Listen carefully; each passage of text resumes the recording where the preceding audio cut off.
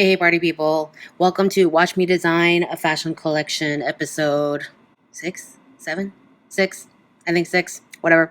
So we're at the, selecting fabrics portion, and I was kind of wondering what I should do. Like, I didn't want to film like 2 hours wandering around a fabric store because that would, like, I don't even know if I could do that. Like, that would involve a lot of negotiations, and then it would postpone this video, and I didn't want to like go to a fabric sales rep and have them, like, I just wanted it to be me designing, and like all the other options seem so involved, but I have all these headers.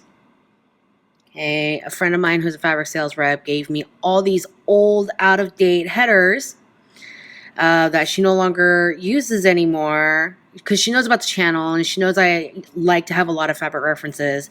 And so I went through the headers, the binders full of headers, and pulled the categories that would be of most interest to me in terms of this project.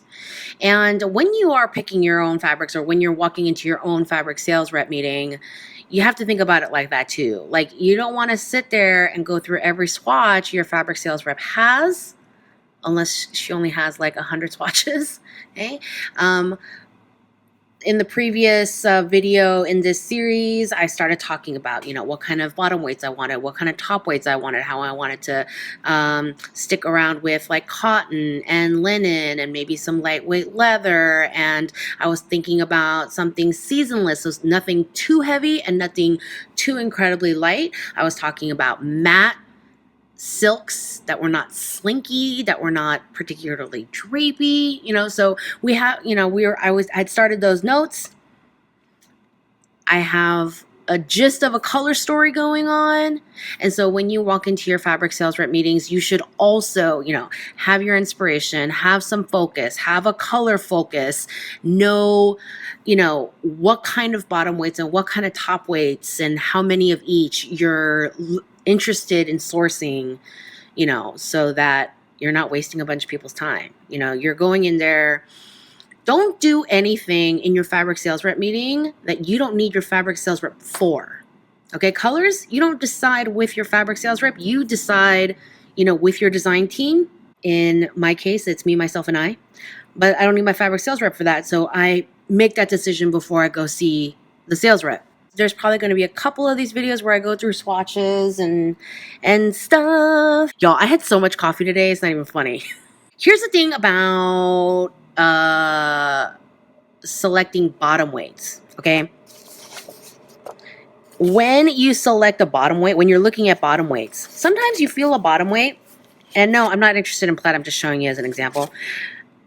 You're looking at the thickness of it and you're like, oh, that feels really thin. I want something really thick and sturdy. But you have to keep things in mind. You have to think construction.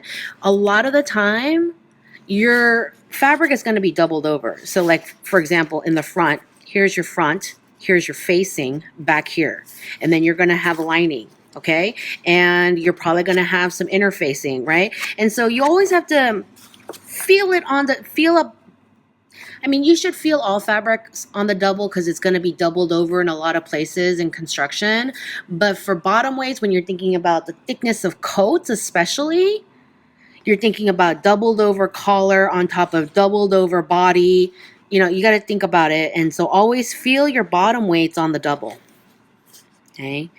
Because it's going to be even thicker with seam allowance and interfacing, whether it's fusible or not, and then lining, and then pockets in your lining, and how are you going to fold this down and top stitch a patch pocket of this thickness on top of things to think about.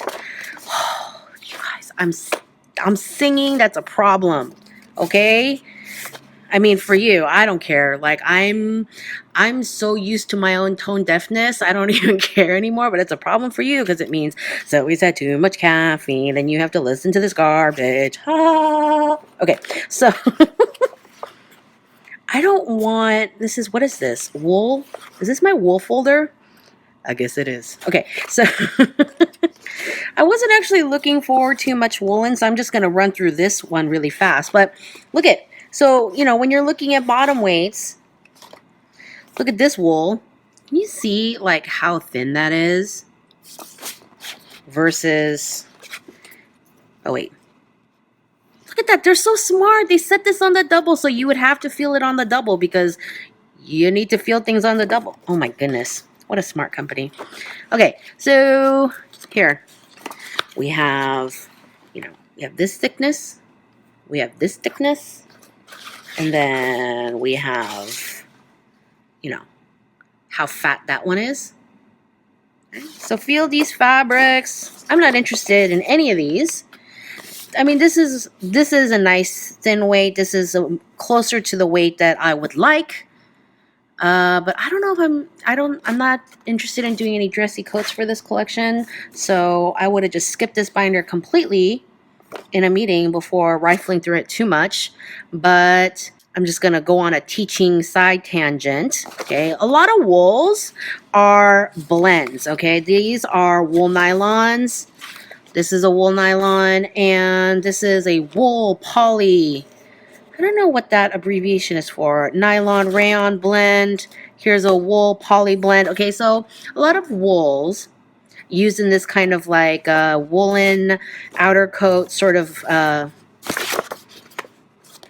purpose are often mixed with nylon or polyester because wool is not that strong. And so what they do is they take a nylon core or a polyester core and they wrap the woolen fibers around the core. So the core, the man-made material, gives it strength, okay? And the wool gives it texture, it gives the softness, it gives the look of the wool, okay, because the nylon's hidden. And it gives the breathability and, you know, all those, the wicking and all those good things about the wool, but then it has that strong core in the center. Okay, so you'll see a lot of these wool nylon blends, and as long as the man-made percentage isn't super high, that's pretty nice. Okay, I don't want any of these. Okay, what's going on here? What are these? Not really anything I'm interested in. But look at these cool textures. I do not even know what is happening here. Is this supposed to be some like cheap Chanel knockoff?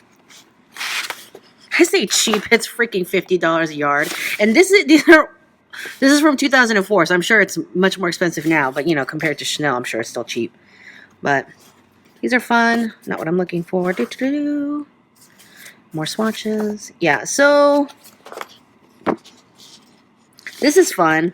Just, again, now I'm not designing, I'm just teaching. It's terrible. Yeah, you know, I am gonna continue the fabric series, the ones that are like straight up fabric tutorials. I have the lecture notes written up for the silk lecture. Like I already posted the identifying silk fabrics video where I got all up close and personal with a bunch of silks.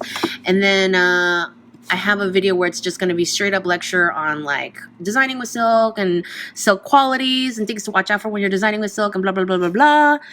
It's happening, okay? It's just, you know, those kinds of videos are more, you know, prep heavy and labor intensive than some of these other videos. So anyway, so this is cool because I want to show you these crinkle yarns.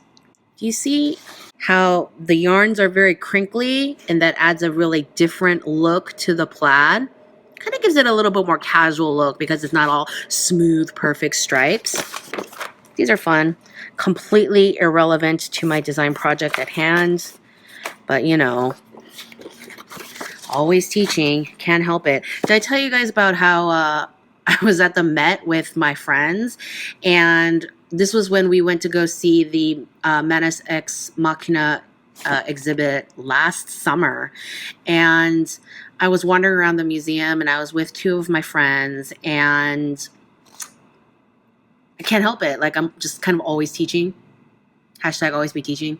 And so I started like rambling on about this thing and that thing and how the history and when the time period it was made in affected the way things were made. And that's why it was made like this, and how things like this are made more like this now because of technology. And I'm just rambling, and, you know, I'm kind of like a naturally loud person. And so people started like following me and my friends around the museum. Something like this. You can tell that this is the face because it's brushed. You see the back? The back, you can see the weave more readily because the fibers aren't brushed. But you know what I always say? The face is whatever you decide it is, okay? It's just, if you decide that what most people perceive to be not the face, okay? If you want this to be the face, you better mark that on all your tech packs and all your swatch cards and make sure that is shown as the face and not this. Here's a nice color card. So anyway, I'm not gonna go through these anymore because this is not what I'm looking for in terms of the design project. Wait, what's this? Here's a twill. Okay, twill is when, you know, you can see the diagonal weave. Can you see that? Is the camera picking up on that? Okay. The most common twill in the world is denim. That's the big difference between denim and chambray. Chambray is done in a basket weave, so you're not going to see this diagonal. Whereas denim, if it's true denim, it will be done in a twill. And sometimes, you know, the twill pattern isn't really obvious depending on the wash or the non-wash, but that's, you can really see it on the back. I'm gonna hold on to this one. Ooh, what's going on here? Look at this gauze. So gauze is always done in these crinkle fibers. I mean, yarns, excuse me, crinkly yarns. It literally looks like a colored version of gauze that you stick on a wound. Yeah? That's fun. I actually really like this. This is too summery for what I'm going for, but I do like this. Okay, whenever you think of something sheer, remember, always look at it on the double. Now see, these are thicker and this would make a nice blouse weight actually. I do not like this shadow stripe. Shadow stripes are when you see a stripe in the fabric created with the weave and not with a color. Okay, so these are all black yarns, but you know, because of the way it's woven, and you know, some parts are sheerer than others. There we go. It's a shadow stripe. You see this a lot in bedding, where you see like a shiny stripe and a matte stripe, shiny, dull, shiny, dull. Oh, ooh, that one is super crinkly. That's fun. What is this fat Melton doing here? That's so funny. Okay, so these are fun, but I actually kind of like something like this. No, okay. Generally speaking, if you were at a fabric sales rep's office, you know, it wouldn't be kind of like grouped haphazardly like I have in my office. Like something like blouse weight wools would be in a separate, you know, binder than like, you know, winter outerwear wools. But so yeah, you know, general disclaimer, you're gonna see the headers of a lot of different fabric companies. I'm not endorsing any of them. None of them are sponsoring this video. They don't know I exist, you know, that sort of thing. Headers. What are headers? Headers, H-E-A-D-E-R. Headers are these cards. Well, actually, headers are more like the cards with like a big, you know, like quarter yard piece of fabric attached. These are swatch cards because they have smaller swatches. And then these are color cards because it has all the colors attached. So this is my knits, my cut and sew knits binder. And, you know, knits, when you're thinking about design, knits, you kind of start off with two categories. You have cut and sew knits and you have fashion knits. And cut and sew knits are when you take yardage, just, you know, rectangular yardage, and you make patterns in the traditional sense, and you cut them out of this fabric and you stitch them using knit-friendly stitching methods like overlock, cover stitch, that sort of thing, right? Fashion knits are when you create the shapes using a specific number of stitches and not cutting them out of yardage. Okay. Let me know in the comments if you want like a video devoted to knit design. Do I have a video like that already? You guys, I'm at 180 videos or something. Sometimes I forget what I even have. Okay. Anyway, let's pretend I don't have a video like that. I mean, I've taught it in school, so I know that I have the lecture notes for it somewhere. But yeah, let me know if you're into knits and stuff. Yeah. I do know I have an illustrating knits video. It's in my illustrating specific textures playlist. I do know that for sure. But the number one question I get about knits is, how can you tell the difference between a knit and a woven? So wovens, the yarns go up and over each other, and the knits are looped together. Okay, so that's what you have to first think about. So when you are looking at a woven, I mean, even with something crinkly like this, you'll be able to pull because they're woven. Okay, they're not looped together. They're crisscrossing under over each other. So you should be able to pull on them. Okay. Don't mangle a whole corner of fabric that you didn't purchase already, okay? If you're at the fabric store or if you're with a sales rep and you're a little bit confused, just take a tiny corner and just pull on it a tiny bit, okay? No need to deface other people's property, okay? And then fabric is a precious resource, okay? Remember, one of the concepts of this design project is zero waste cutting, or as close as I can get to it, right? Now, a knit, it's gonna be harder to pull away because they're looped together. And so the cut edges you might be able to, but you see how they're all looped together, so you can't pull individual yarns out, okay? And get like super up close and personal. Can you see the loops? So yeah, sometimes you gotta take your glasses off and stick your face right in there and be like, oh, there are the loops. These are all just like, this is just a stack of cut and sew knits. Walking into a sales rep meeting, I would be, I would say in advance, I'm looking for cotton jerseys, linen jerseys. I don't want anything modal because a modal tends to be very slippery and slinky and occasionally shiny. And that's not the look I'm going for with this collection. So I would have prepped those kinds of things, but let's pretend I'm organized right now. I don't want anything with crazy textures. What is this? Turfan cotton. It's very thin. I want something a little bit more stable, possibly even a double knit. See, this one is a little bit more stable and nice. It's a little bit thicker. I mean, it's not as thick as like your standard double knit, but that's a nice option. Cupro dyed knit jersey. Cupro rayon. See, I don't like this kind of like slinky stuff for this project. I don't want anything metallic. Do I want stripes? Maybe. I mean, that might be fun to incorporate stripes as one of the patching fabrics. And I also like this blue. Okay, let's think about it. Oh my god, this one is cool!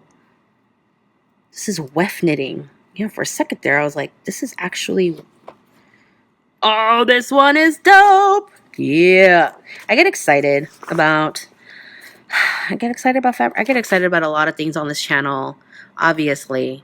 Like, I have 100% creative control on this channel, and so I just pretty much make videos on things I get excited about.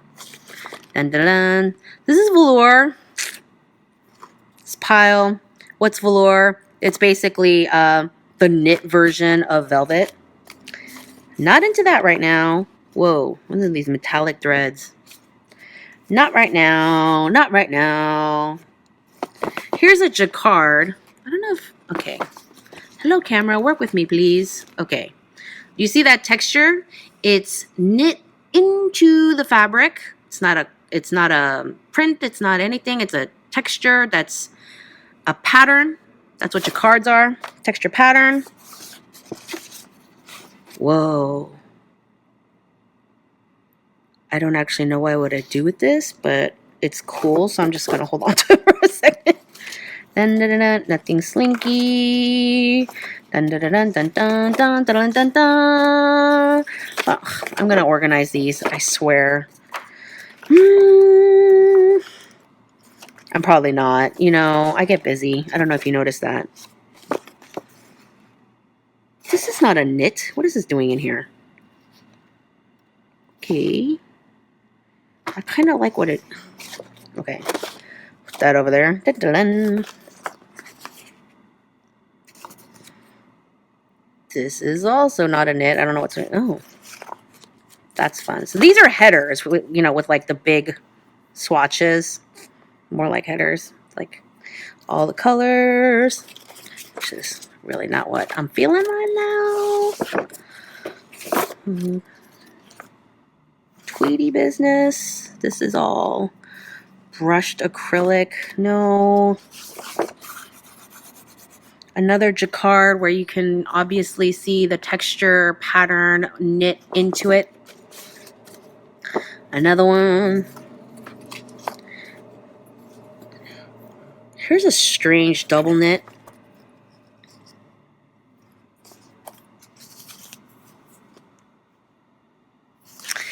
That feels really heavy. Ew! I don't like that curly business. I'm so loath to throw anything away though, because you know how like you hate something and then like 5 years later you're like, this is my favorite thing ever now? That's so me. Because, you know, it's fashion. What's that Oscar Wilde quote? Fashion is so ugly that we're compelled to change it every 6 months.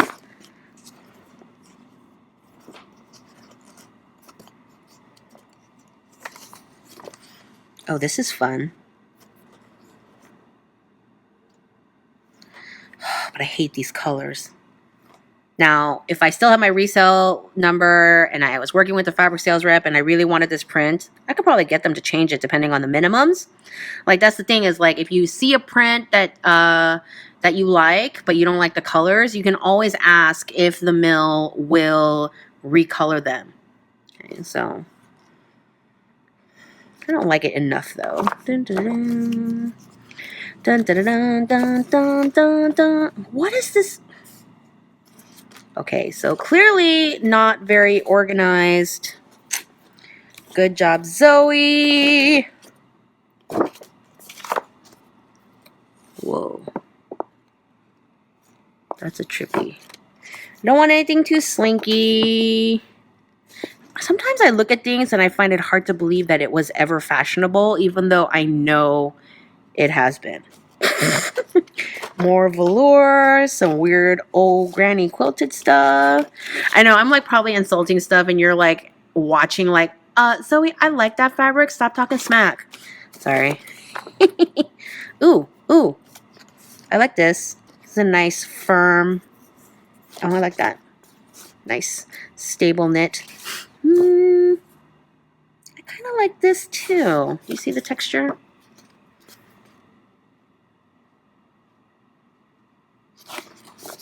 Dun, dun, dun, dun. Dun, dun, dun.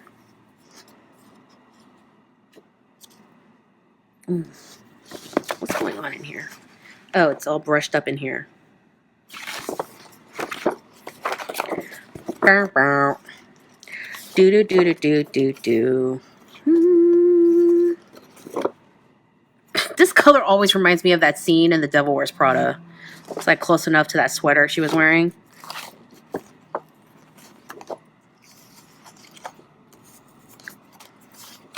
Whoa. But seriously, what is cotton piqué doing in here? Oh, that's nice. That's a rather stiff. It's like a nice like cuff trim. You know, it's nice, stiff, doesn't stretch too much, like works well for wrists and collars and waistbands on like varsity jackets, baseball jackets, that sort of thing. Dun, dun, dun, dun, dun. Actually, this one is nicer. Better be nicer. It's freaking $5 more a yard.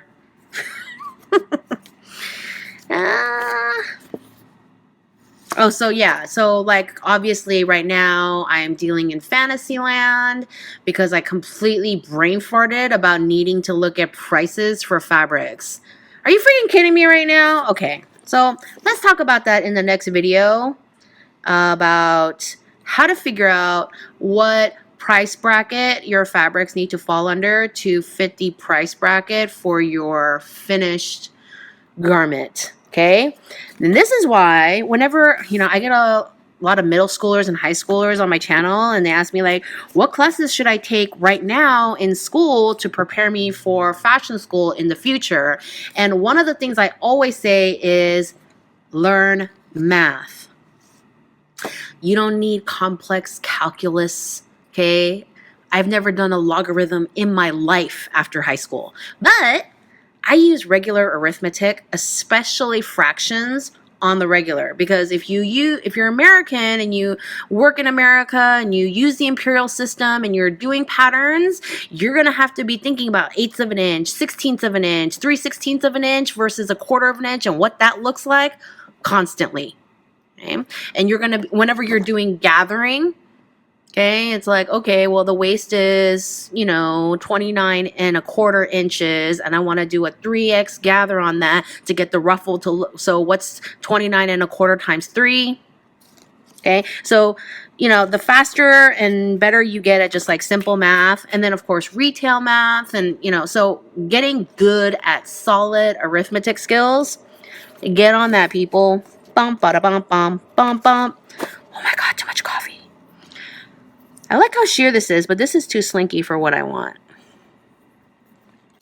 Since we're doing like initial perusal right now, you're not at this stage where you have to like fill in holes. Like I always kind of go through and just pull anything I like, and then later we're just going to put them in categories like how many bottom weights did I find? How many, like rib knit trim, did I need this? And how many shirts, blouse weights did I find? And how many do I actually need? And do I need to go find another blouse weight, or do I need to edit down my bottom weight so I only have 2 or 3 or however many? Okay, so we're not there yet.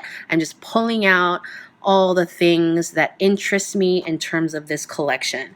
And let me stress again, in terms of this collection, because if you go to a fabric sales meeting, or if you even just walk into a fabric store and just start thinking about things you like in general, you're never gonna get anything done. I might speak from experience on that. I have like 2 more gigantic binders over here that I'll go over. Oh, 3. I have 3 big binders full of things I'll go over in a future video, but let's go over these. Okay, I don't want any plaids right now. I mean, I could do some plaids, but something far more simpler. I was thinking about that whole like borrow but not borrow sort of thing, and I was also considering maybe a madras, but like a larger scale madras than some of these shirtings. So yeah, some of these, they're a little bit too nuts. Oh my God, I love all of these. Look at these linens. Okay, again, these are linen twills. You can see the diagonal texture. Let me show you. You can see the diagonal texture. I like these stripes. That's a nice sheeting. I actually want sheets in this. Never mind, I want them in this. Oh, that feels nice. Ooh.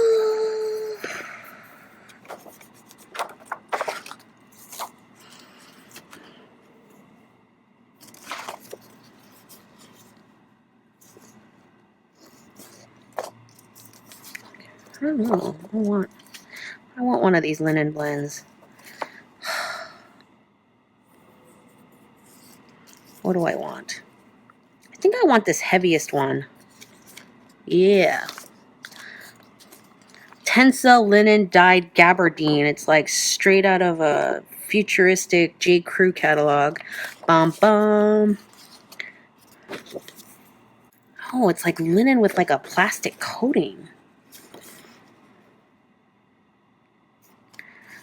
Oh, I kind of like that. And this navy color is like...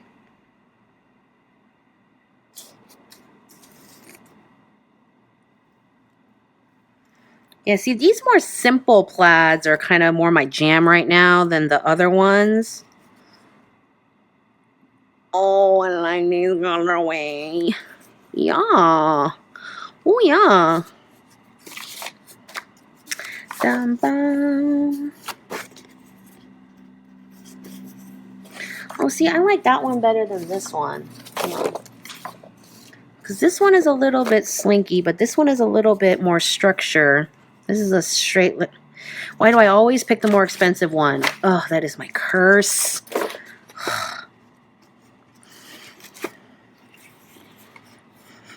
My dad and I used to play this game. Even when I was little, we used to go shopping, and he'd like pull 3 watches, and he's like, pick your favorite. I always pick the most expensive one.